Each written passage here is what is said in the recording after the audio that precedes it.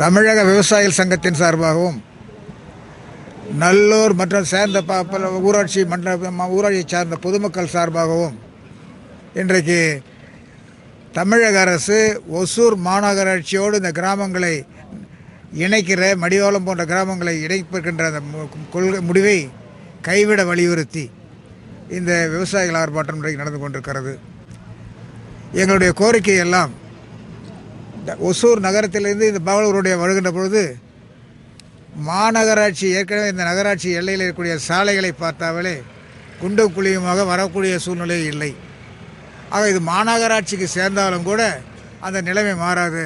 ஆனால் வசதி குறையும், எங்களுடைய வாழ்க்கை தரம் குறையும், அதே சமயத்தில் எங்கள் மீது விதிக்கக்கூடிய வரி அதிகமாகும். ஆக வசதியும் குறைந்து வரியும் அதிகரித்து எங்களுடைய வாழ்வாதாரத்தை சீர்குலைக்கக்கூடிய இந்த திட்டத்தை மாநகராட்சியோடு இணைக்கின்ற திட்டத்தை தமிழக அரசு பரிசீலித்து உடனடியாக கைவிட வேண்டும் என்கிற கோரிக்கையை வலியுறுத்தி தான் இன்றைக்கு இந்த ஆர்ப்பாட்டம் நடந்து கொண்டிருக்கிறது. ஆக எங்களுடைய உணர்வுகளை புரிந்து கொண்டு இன்றைக்கு சொல்லப்போனால் இது எங்களுடைய தலைவர் ஐயா நாராயணசாமி அவருடைய 100வது பிறந்தநாள் விழா வரக்கூடிய பிப்ரவரி 6 நடக்கிறது.